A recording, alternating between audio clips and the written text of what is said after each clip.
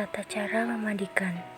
Yang pertama, mayat dibawa ke tempat pemandian yang tubuhnya ditutupi dengan kain tipis. Yang kedua, mayat diletakkan di tempat yang agak tinggi seperti dipan atau dipangku oleh 3 atau 4 orang. Sementara kaki orang yang memangku diganjal dengan semisal batu dengan posisi kakinya orang yang berada di tengah agak merenggang.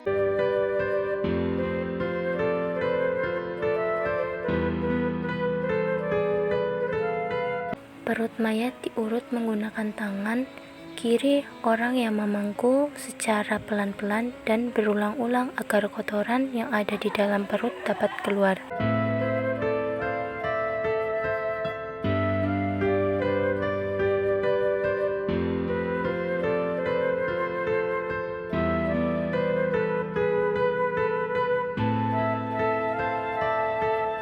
Mayat dimiringkan ke kiri, lalu mengguyurkan air pada bagian belakang sebelah kanan, mulai tengkuk sampai ujung kaki. Selanjutnya, dimiringkan ke kanan, kemudian mengguyurkan air pada bagian sebelah kiri mayat, mulai tengkuk sampai ujung kaki.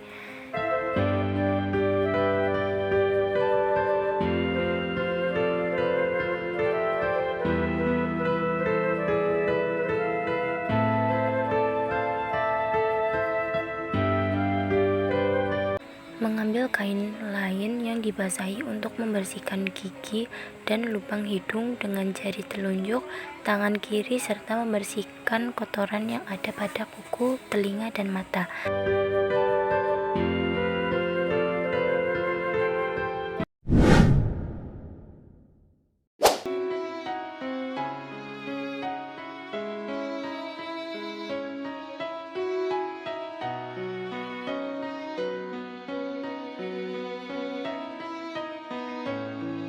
Tata cara mengkafani. Letakkan lembaran-lembaran kain lebar, baju kurung, lalu sorban. Untuk mayat laki-laki,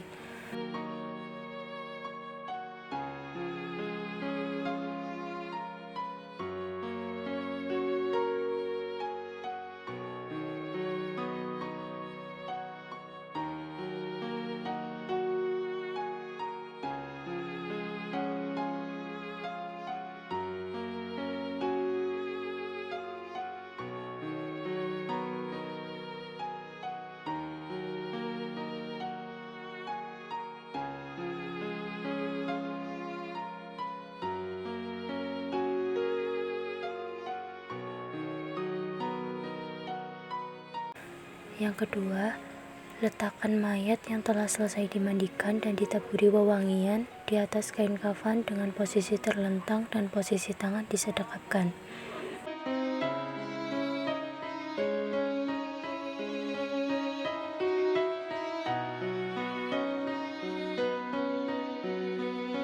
Yang ketiga, kapas yang telah diberi wewangian pada anggota-anggota tubuh yang berlubang. Anggota tubuh tersebut meliputi kedua mata, kedua lubang hidung, kedua telinga dan mulut. Selain itu juga, letakkan kapas pada kening mayat, kedua telapak tangan, di antara kedua pergelangan tangan, kedua lutut dan di antara jari-jari tangan, dan di antara jari-jari kaki, serta anggota tubuh yang terluka.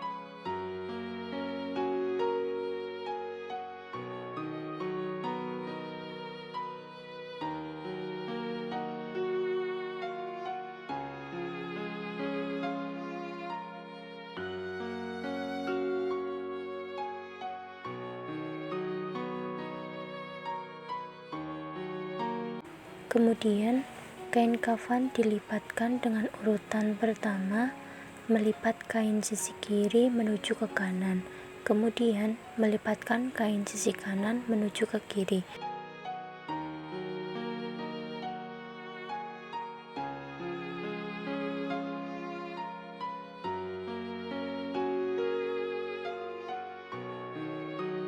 Untuk melipatkan lapis kedua dan selanjutnya, caranya sama dengan di atas. Langkah ini dilakukan setelah pemakaian baju kurung dan sorban, dan diusahakan kain pocong kepala lebih panjang.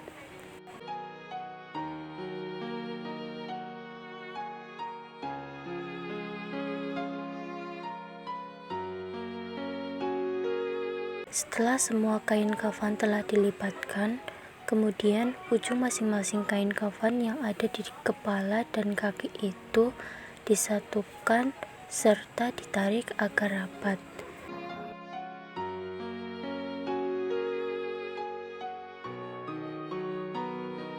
Setelah itu, mayat diikat pada bagian atas, tengah, dan kaki dengan ikat simpul, dan posisi ikatan berada di bagian kiri mayat. Untuk perempuan ditambah ikatan pada bagian dadanya.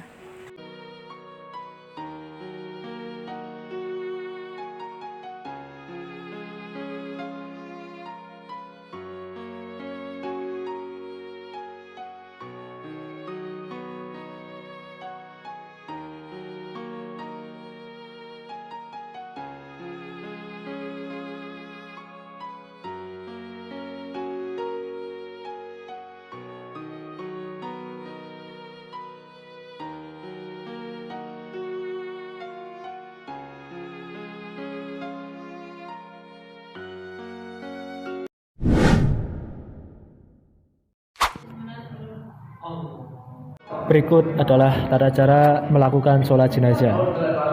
Yang pertama, setelah memenuhi semua persyaratan untuk sholat, maka segeralah berdiri dan berniat untuk sholat jenazah dengan ikhlas semata-mata karena Allah SWT.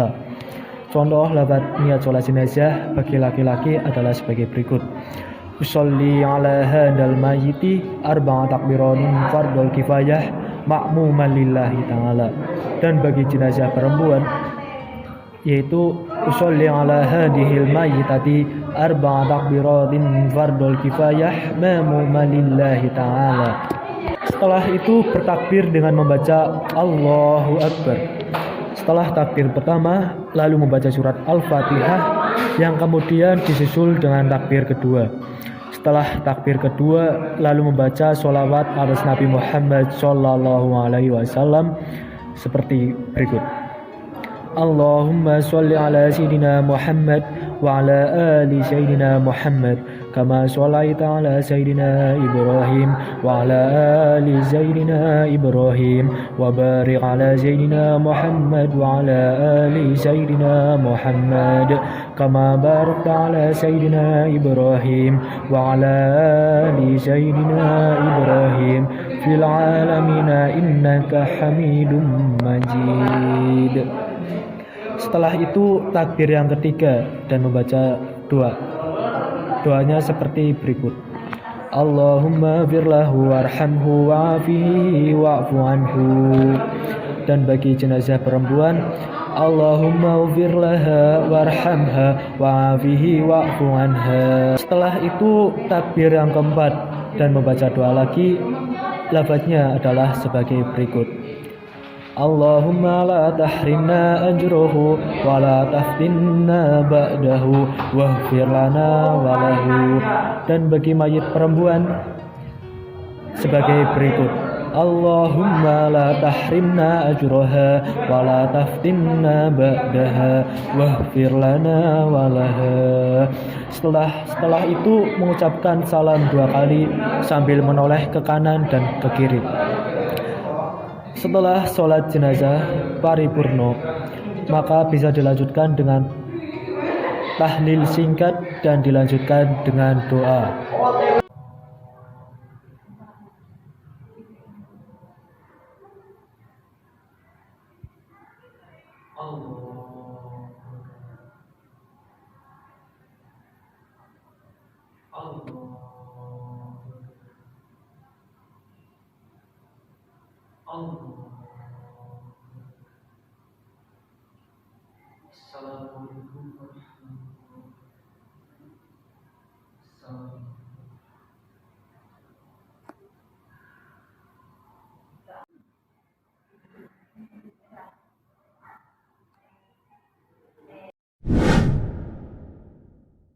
Memikul jenazah dari 4 sisi di atas pundak. Disunahkan membawa jenazah dengan segera, namun tidak terburu-buru. Orang yang mengiringi jenazah dimakruhkan untuk duduk sebelum jenazah diletakkan di tanah. Lubang tanah untuk mengubur jenazah dikenal ada 2 macam, yakni lahat dan syak. Lahat adalah liang kubur yang di dasarnya dibuat lagi lubang, yang berbentuk lorong sepanjang kuburan di sisi arah kiblat. Sedangkan syak adalah lubang kubur yang di dasarnya dibuat lagi lubang, berbentuk parit memanjang di tengah kubur. Lahat lebih utama daripada syak. Disunahkan memasukkan jenazah ke dalam kubur dari arah posisi kaki jenazah dalam kuburan. Lakukan secara perlahan. Disunahkan membaca Bismillahi wa ala sunnati Rasulillah atau Bismillahi wa ala milati Rasulillah. Jika hal itu tidak memungkinkan, dibolehkan memasukkan dari arah kiblat. Tausiah bisa disampaikan pada saat jenazah dimasukkan ke liang lahat atau setelah dikuburkan. Disunahkan meletakkan jenazah di dalam kubur dengan posisi berbaring ke arah kanan, di atas lambung kanan jenazah dan menghadapkannya ke kiblat. Kemudian lahat tersebut ditutup dengan papan. Setelah jenazah diletakkan, maka setiap muslim yang hadir disunahkan untuk menggenggam tanah dengan 3 genggaman dan ditaburkan ke dalam kuburan. Kemudian liang kubur ditutup dengan tanah. Disunahkan untuk meninggikan kuburan kira-kira sejengkal agar diketahui bahwa itu adalah kuburan, sehingga tidak dihinakan. Kemudian letakkan batu di atas kuburan, tepat di atas kepala mayat. Tujuannya agar dikenal. Disunahkan pula menjadikan tanah yang lebih tinggi dari sekitarnya itu seperti punuk unta, karena seperti itulah kuburan Nabi Shallallahu Alaihi Wasallam. Hendaknya setiap kaum muslim yang hadir berdoa setelah jenazah dikuburkan.